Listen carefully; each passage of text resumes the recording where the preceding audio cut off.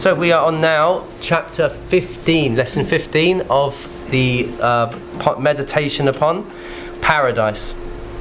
And one thing I haven't been doing regularly is going through the things that bring us to paradise. So I try with every lesson to talk about one of the actions or characteristics that we can bring into our lives in order to draw us closer to paradise. And one of them is what the Prophet ﷺ described as husnul khuluq. If someone has good character, that's a means to bring them to paradise. The Prophet ﷺ, and this leads on from the lesson I did previously, which you guys weren't part of, which is about the houses of paradise. You can see that online. It says, "Ana za'imun, Ana za'imu baytin fi rubadil jannah." The Prophet ﷺ said, "I am the leader of a house at the bottom of the garden." So there's stages, we said, of the garden, and the garden's either, you could imagine it as dome shaped or triangular upside down, because the bottom of the garden is smaller than the top of the garden, and so probably a dome's probably more appropriate, so like this. And at the bottom of the garden, he says, I have a house that I'm the leader of, the Prophet ﷺ, for those limen tarak al-mira, for those who leave aside and turn away from quarrelling. And quarrelling means that you're with someone, you engage in conversation, and you're having a bit of banter, a bit of back and forth, and you decide to pick up on mistakes in their words and hold them to task for them, whether it's like clear in their speech or in the meaning of the language. So you're just nitpicking at them, just to quarrel. And so when you see that opportunity, you go, no, I'm going to leave that, because I don't want to sour our relations, and who cares? And so the Prophet ﷺ says, even if he's right, even if he's correct in his observations, but just leaves it, I'm not going to bicker, I'm not going to quarrel, and he says, I'm going to do this for you, Ya Allah, he will have a house at the bottom of the garden, in which the Prophet ﷺ is the leader of. وَبَيْتٍ فِي وَسَطِ الْجَنَّةِ, and he's also the leader over a house in the middle of the garden, the middle part. لِمَنْ تَرَكَ الْكَذِبِ وَإِنْ كَانَ مَازِحًا, whoever leaves aside lying, even if he's joking.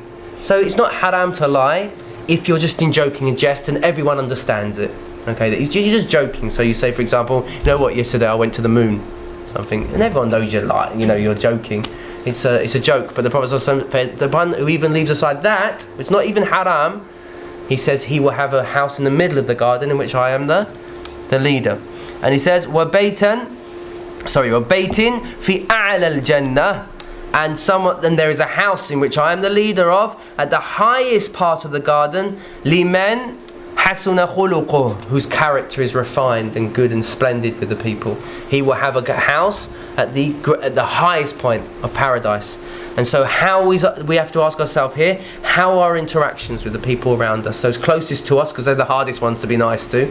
Okay, how do we engage with them? That's a nice practical barometer to measure where we are with Allah subhanahu wa ta'ala.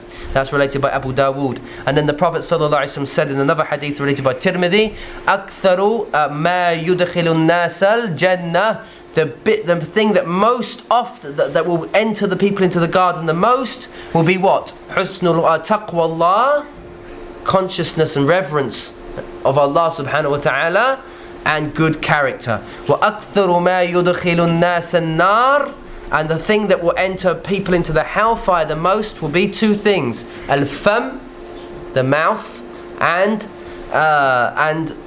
al-fam wal-faraj, and their privates.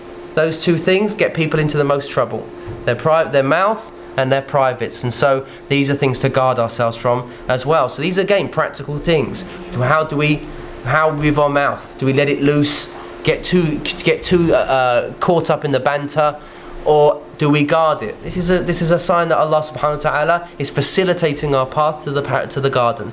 And whoever's able to protect his privates, and I mean even in this day and age now, that can apply to things like with looking at things online, like protecting our eyes from these harams as well. Who tries to put a barrier between them and that, to protect them from that, because they know it's like a slippery slope to the lizard's hole. It's a sign that Allah wants to facilitate things for them to paradise. The two things I'm going to look at today about paradise then is, the first thing is the light of paradise. Allah subhanahu wa ta'ala says in Surah Maryam, وَلَهُمْ رِزْقُهُمْ فِيهَا. They shall have their provision. Allah will be constantly providing for them. فِيهَا. In what? In the garden. بُكْرَةً وَعَشِيًّا. In the early morning and in the late afternoon. تِلْكَ الْجَنَّةُ الَّتِي نُورِثُ مِنْ عِبَادِنَا مَنْ كَانَ تَقِيًّا. That garden. And when Allah says that garden, it means like that lofty garden, which we could even translate as this garden, because if you look at Surah Baqarah, at the beginning of Surah Baqarah, what do we have? Alif, Lam, Mim. What do we have next? ذَلِكَ الْكِتَابِ. Now, ذَلِكَ in Arabic means that book, literally. But we never translate it as that book. We translate it as this book, because in Arabic it's a device to mean that book that's far beyond us. It's like just something we can't comprehend.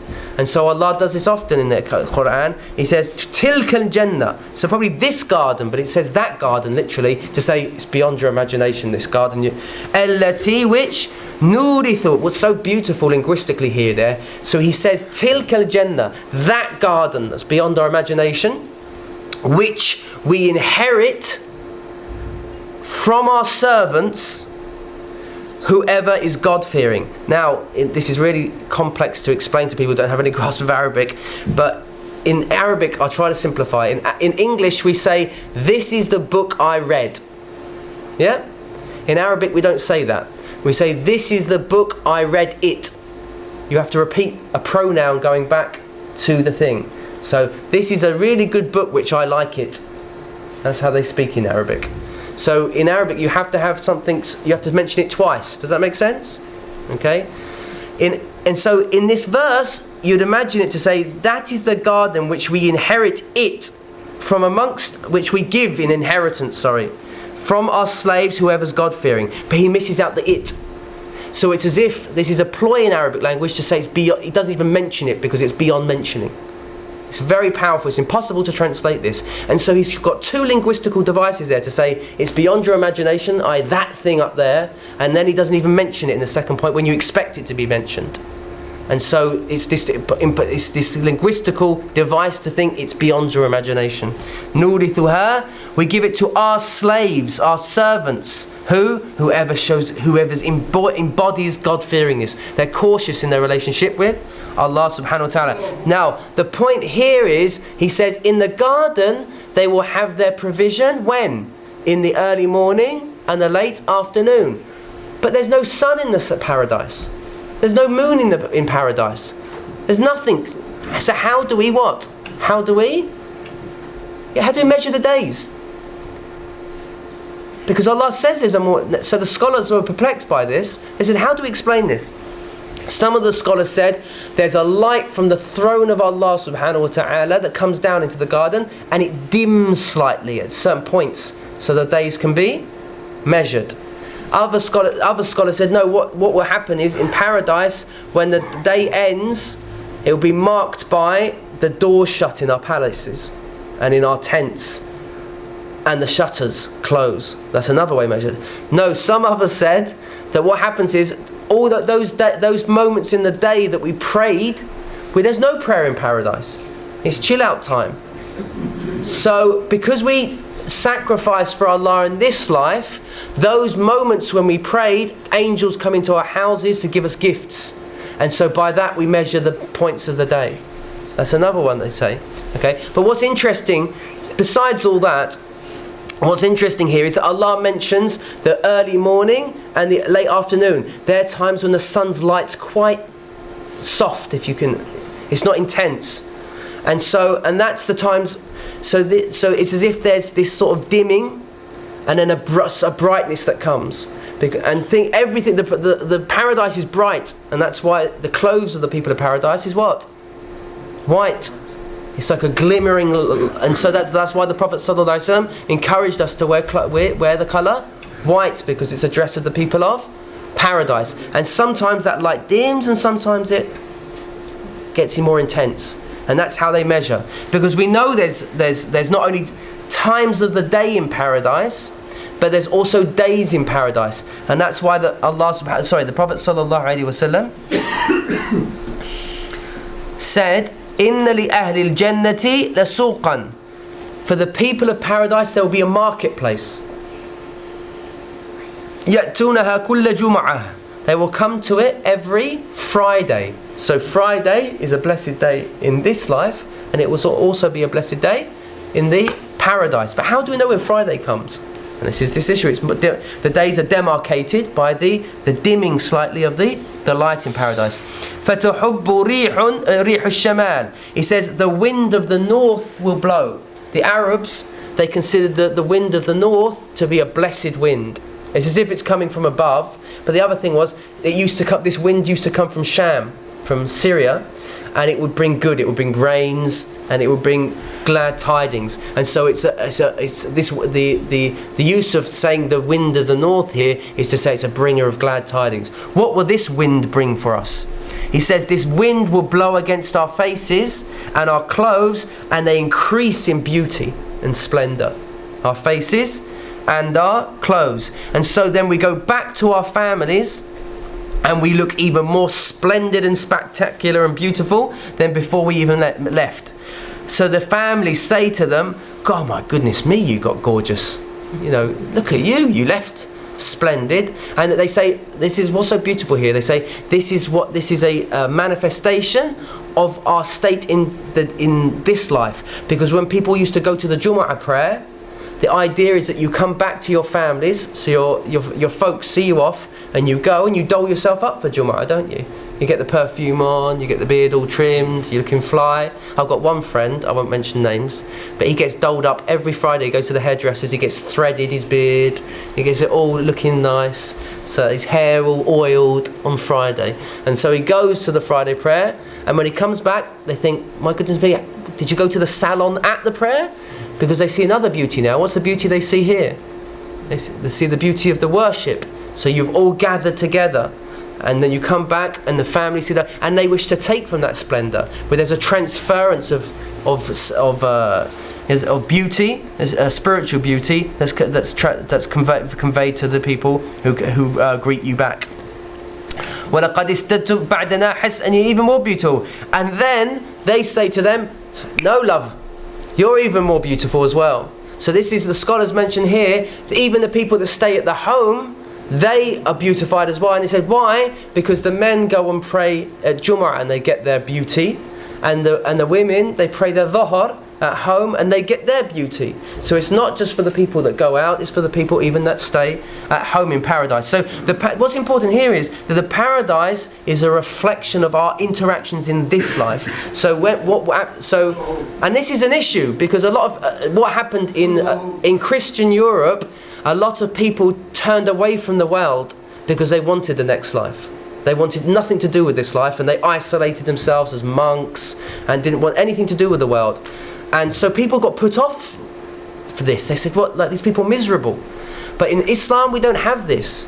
We engage in the world, and our interactions in the world are a reflection of our paradise. So we experience the scent of paradise coming to us in this life. And that's very important, that, because the Prophet ﷺ said that the wind, that soft breeze that comes in the morning, like at Fajr, just before Fajr, if you'd appreciate this more. I mean, we only get cold breezes at the moment, but if you're in a hot country, maybe in Pakistan, that breeze that comes with the morning, they said that breeze comes from paradise. And so the delights that we experience in this life are just a reflection of what we will experience in the next life, and that's very important that we meditate upon that. I always speak about this, about when the Prophet ﷺ, he reflects on this world to direct us to the next world. And so when we're with our children and families and friends, we remind ourselves, oh, imagine this is beautiful. Imagine what it's going to be like in paradise. Yeah, so it's soft. I said that. So yeah, I think I've covered all of that. Yep. So this is the light of paradise. And what else is interesting? Because I mentioned this before. We were talking about paradise has two delights. It has the delight of energy. Do you remember I talked about, I did this with you guys, about ginger. Ginger gets you all hot and excited. So they're the delights where you've got energy in paradise. But then the other drink in paradise is mixed with camphor. and camphor relaxes you. So there's two delights in this world, if you think about it. So if you say to your kids, we're going to go out biking. That's something you enjoy, isn't it? You go biking in the countryside, but it's energetic. You're having to use your energy. We've got that sort of delight in paradise where you're exerting yourself with energy. But then after you've done all the hard work, what's another delight? You sit back and chill out. There's two delights. We've got the delights of engaging, and we've got the delights of relaxing. In paradise we get both of them. We have the ginger in order to get us all excited, and we have the camphor in order to calm ourselves down. But there's no sleep. It's just relaxation for the sake of relaxation. It's like a leisure activity, just chilling out. And you see that in hot countries especially, isn't it? Is that in the morning they'll go out to the field and they'll exert themselves, and then in the late afternoon everyone just chills out and sits outside their homes and they're just chatting with one and relaxing. We get both of these delights of paradise, this flow between the two. The next thing I was going to look at is the scent of paradise. So Allah says in the Quran, وَالَّذِينَ قُتِلُوا فِي سَبِيلِ اللَّهِ فَلَنْ يُضِلَّ أَعْمَالَهُم. Those who are killed for the sake of Allah, i.e. they die in the path of Allah, Allah will not let their actions go to waste. سَيَهْدِيهِمْ, He will guide them. وَيُصْلِحَ بَالَهُمْ, and He will rectify their affair. وَيُدْخِلُهُمُ الْجَنَّةَ عَرَّفَهَا لَهُمْ, and He will enter them into the garden which He will. Now the normal translation of this verse in Surah Muhammad verse 6 is He says He will make it known to them. And the majority position is, what this means is that when people go into the garden, I mentioned this as well before, when we go into the garden, we know our abode better than we know our home in this life. So when we come back, the Prophet ﷺ described like the Jumu'ah prayer. We leave the Jumu'ah prayer and we go back home, don't we? We don't need to. We go instinctively. Even if we weren't thinking, we know where we're going, because we know that the Rutti is waiting at home for us after Jumu'ah prayer. And it's like or another example I gave is if you're driving back home towards. For me, I can relate to Bradford because Bradford's got the best food, best restaurants. I don't know if Nelson have got as good restaurants as Bradford. I think you got Manchester. You got that. You've got Manchester. How far is Manchester for you guys? Yeah, and then you've got that Curry Mile, haven't you? But I don't know if it beats Bradford though. But anyway, so that you're coming back home. There's nothing like home, is there? That bit where you turn the GPS off, your sat nav, and you know where you're going. It's as if you're just driving on autopilot. That's how it would be in paradise. But some of the scholars said عَرَّفَهَا لَهُمْ, it comes from عَرَّفَ. Another meaning of عَرَّفَ is it's a scent, i.e. you will smell your home. So when you go into paradise, it's as if you recognise the scent of your home and the people that are there waiting for you. And some say that there's angels and the families that are excited to wait at the door of paradise for you when you come in, and they lead you with excitement, as if come on, come on, come on. And then you can smell your home. It's like more recognisable to you than your own scent. And so this is the scent of paradise. And this scent of paradise, remember, scent is very important because scent is the first thing that we pick up on. If you think about it, danger, we smell it first, don't we? Like when you're at home, generally you can be a bit lackadaisical. Have you noticed the wife picks up on scent quicker than you do? Have you left something on the oven? Okay, have you left the iron on?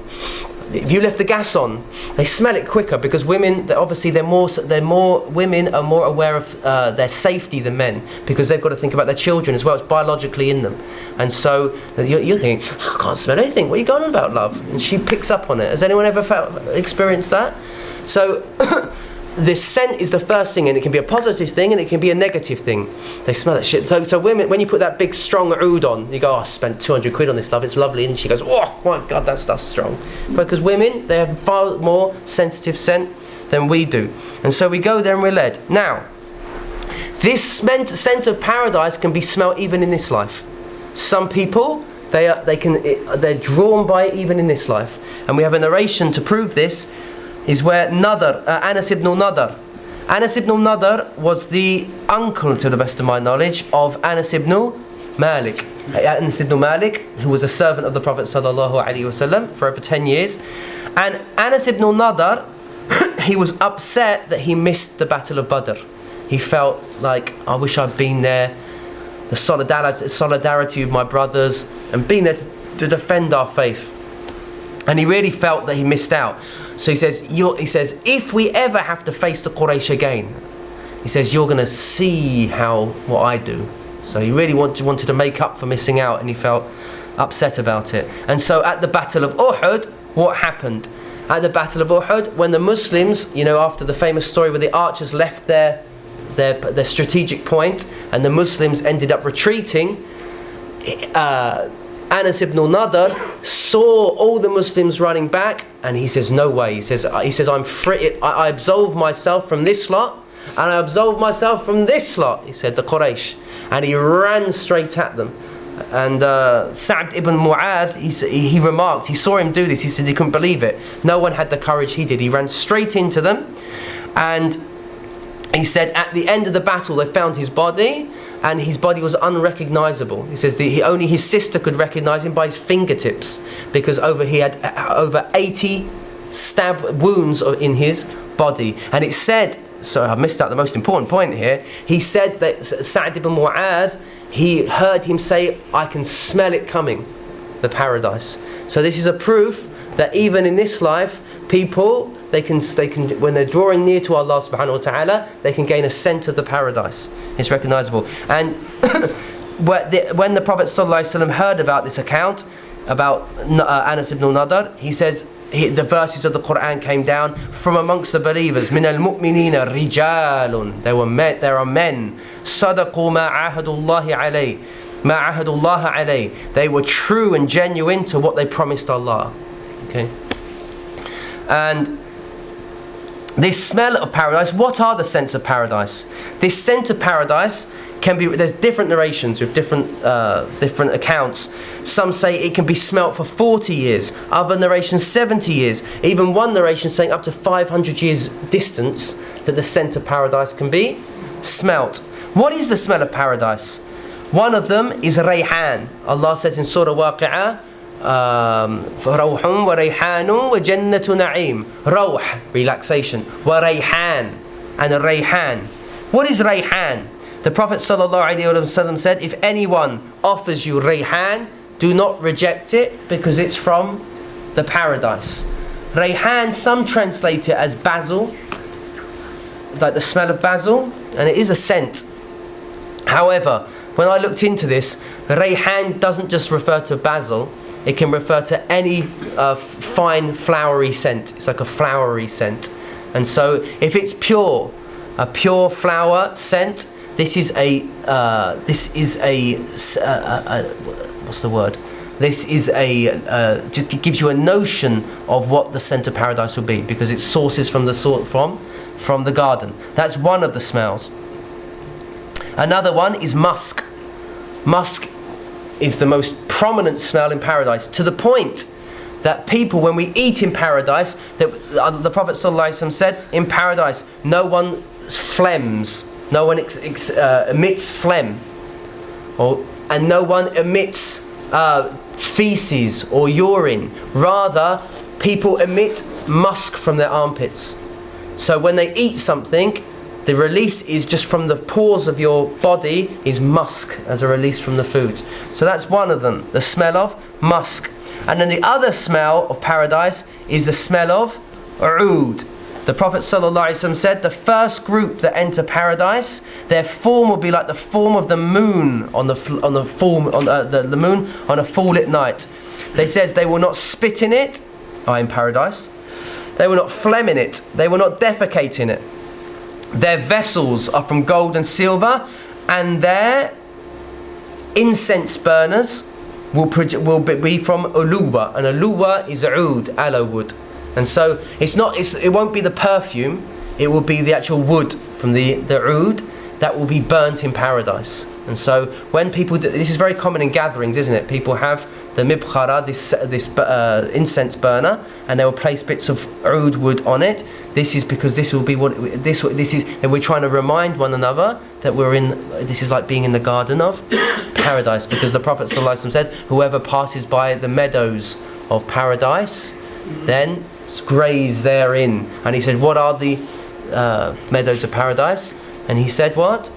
Circles of dhikr. So here it's a reminder that it's as if we're in a garden of paradise. And so we try to bring these things that we talk about into the gatherings, burning oud. And if anyone's got musk, I mean, musk is incredibly expensive. You can't, I think it's illegal now, musk, true musk, because it comes from the gland of a gazelle. So it's because it's now there's been a lot of abuse in that market, and a lot of animals are killed for irresponsibly. I think it's near enough illegal. I've only been able to get scent of it once. My one friend, mentioning no names, managed to actually mature some musk, and it's beautiful. The only the scent that I can liken it to is it smells very similar to sandalwood. That's one of my other favourite scents, is sandalwood, is musk. So these musks, this white musk and all this, that's got nothing to do with really. It doesn't resemble the musk at all.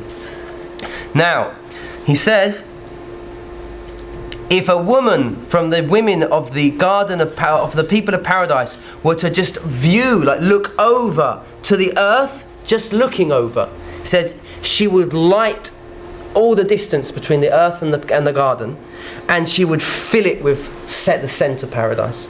Just her gazing onto the people of this world, poof, it would explode with the scent of musk. And he says, and this scent of the paradise women can be smelt for the distance of 500 years.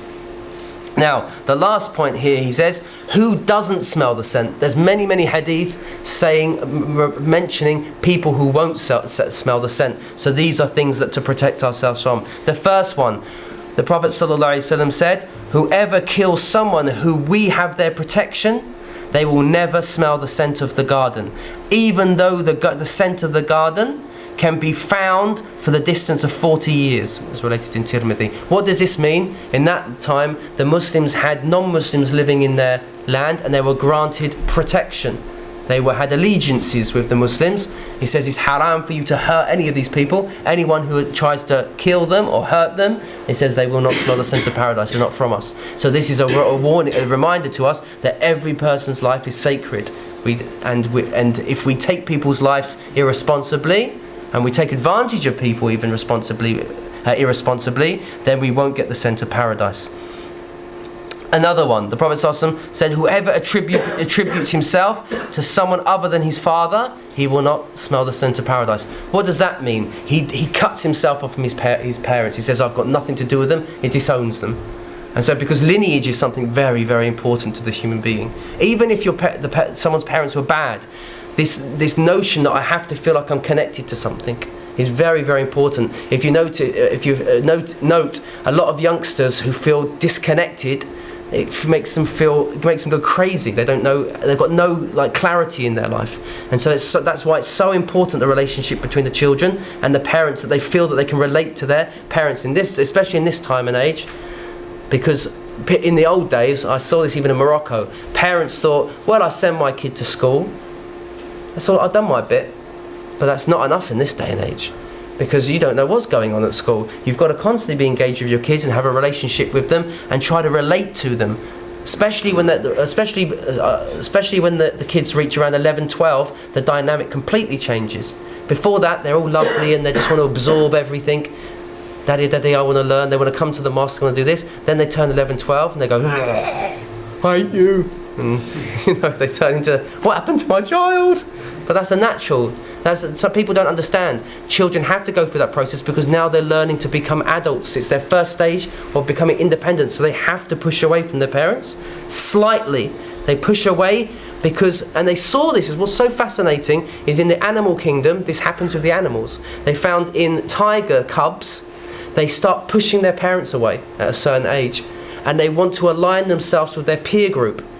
Why? It's a biological need, because they realise biologically, not cognitively, they don't understand with their brains, they understand that one day their parents will die and they will be reliant on the pack, which is their age group. So it's necessary for them to push away from their parents in order for them to be able to bond with their peer group, who will be their survival group later on. And it's a matter of survival for them. And that's why they say, one guy remarked, he said, when your kids come back from school and say, Dad, I've got to get those trainers or I'm going to die. I can't survive without those trainers, because he's seen all his peer group with those trainers. He's actually being true biologically. He feels, I've got to fit in with the group in order for my survival. So say, how do you deal with this? Obviously, that doesn't mean you give your kids everything they want. What it is you empathise with what they're going through.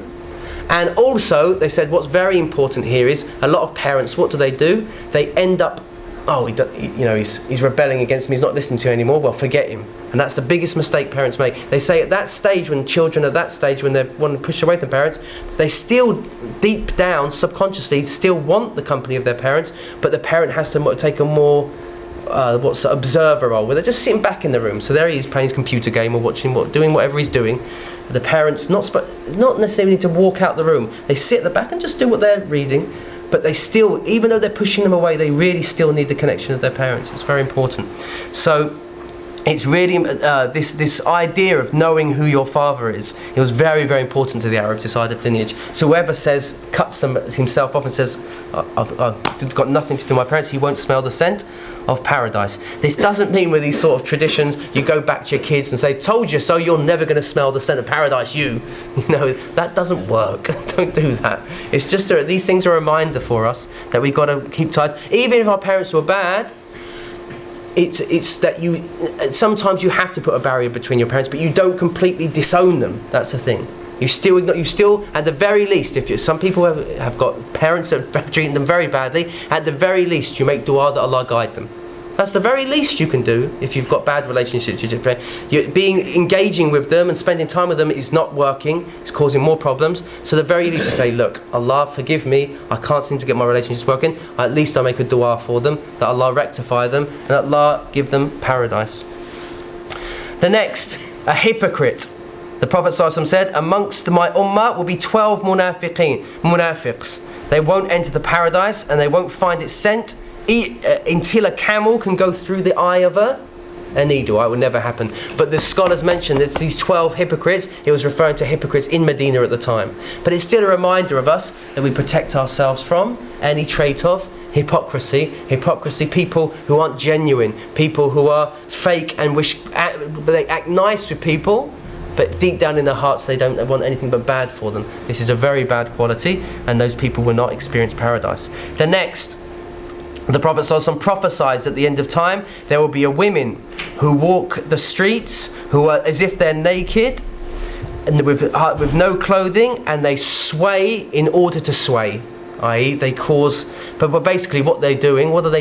They're trying to, they're purposely, with intent, trying to attract, just as a control technique of men, and just flaunt themselves. He says these people, they will have heads like the heads of camels, and they will rock like camels like this. And some of the scholars mention that this is the beehive fashion. Do you remember? They said that the Prophet ﷺ prophesied the beehive. Yeah, Allah knows best. But these people won't enter the paradise, and they will not find the scent of it even though it's the distance of 500 years. Why though? Why this? Because first of all, we have to realize our responsibility to one another. So we have to realise that, and it's important that we recognise biologically, men and women, we have to be responsible around one another. So we don't lure people and play around with them. And the same thing for men. Just as these women who sway, there's another thing that we do, that men do to one another, isn't it? You do the tough walk. Again, the Prophet ﷺ hated this. It's as if you're throwing your weight around at people, saying, I'm better than you. And so the many women, their way of asserting their power is using their sexuality in order to control people. If that's the intent people have in order to control people and manipulate them, the Prophet ﷺ said they will not enter the garden. Another is, he said, the Prophet ﷺ said, any woman who asks from her spouse divorce when he hasn't done anything wrong to her, she will not smell the scent of paradise. How do we understand this? Because this is an ambiguous hadith. Because interestingly, we have instances in the lifetime of the Prophet ﷺ. The most apparent one is Jamil, who was the sister of the head of the Munafiqeen, Abdullah ibn Ubay ibn Salul.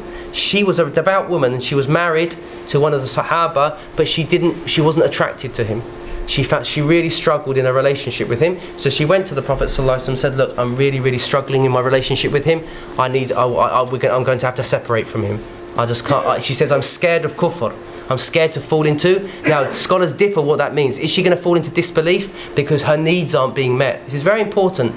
I've seen this countless of times. Practicing sisters who, when they go through a divorce, they go through a heartbreak in the relationship, the scarf comes off, they don't practice the religion hardly at all. They're broken by their relationships. And so maybe Allah knows best. She's saying, if I stay in this relationship, I'm going to lose my religion. I'm going to lose my faith. Because people need to have their needs met in a relationship. So maybe that other said what it means is, it doesn't mean literal kufr, disbelief. It means that she will neglect her duties. Because kufr means to be ungrateful to somebody. But the Prophet ﷺ said, give him back. He hasn't done anything wrong to you, has he? He says, no. Well, give him back the dawah, the haqq al-mahar, as a khula' and release. So there's no harm a woman wanting to get out of a marriage if it's not workable. But the thing is, how I understand this hadith is that she hasn't tried to exhaust the means, because generally in women in relationships, they're either very hasty, I want out, or they hold in their emotions and don't try to deal with the situation until they get to a point where they just say, I don't want to deal with it whatsoever anymore. So it goes years where she's not even said anything, and then all of a sudden he gets a letter on the mantelpiece, I've left you, love. And he's like, I don't know if I didn't even know I did anything wrong. She never said to me that I'd done anything. And so the stress, the importance of this hadith is that we try to work our relationships, and we try to bring mediators into the relationship to see how we can solve it. But if someone's tried to do their best and they can't get it working, and this is a big problem we have in the Asian community especially, is people thinking just because they've been divorced that they're cursed. Don't go near that woman, she's been divorced, she might infect you. Okay, is this true? Yeah, the divorce. We have to understand that divorce was something very natural in the Arab, in the life of the Arabs in the Prophet ﷺ's time. But what they always saw, the Arabs, they always saw if a woman's divorced or a woman's widowed, it's our duty to marry her off and protect her and guard her honour. And so divorce was a reality in the time of the Muslims. But the importance is trying to do what we can in order to solve our problems. The Prophet ﷺ said, whoever learns a knowledge, whoever seeks knowledge that's sought for the sake of Allah, but he doesn't learn it except to get a bit of dunya, so he can come back in his community and say, I'm going to teach you guys, because I'm Sheikh Saab now. Okay? So respect me, kiss me, massage me, pay me. Whoever is like that, he says, he will not find the scent of paradise on the day of resurrection. And the last one is, if there's any slave who Allah subhanahu wa ta'ala has given a responsibility over, i.e. he's been made a husband, or he's been made a father, or any responsibility, a political leader, someone that's been given a responsibility over other people, and he doesn't guard it properly by being genuine with the people that he's been placed under his trust, he will not smell the scent of paradise. So it's incredibly important that if people have responsibilities, and we all have different responsibilities within our own capacities, with people below us that we've got to look after and honour, it says it's important that we guard those so that we gain the scent of paradise. Ask Allah subhanahu wa ta'ala to give us a scent from the scent of paradise in this life, even before the next. Subhanakallahumma wa bihamdika.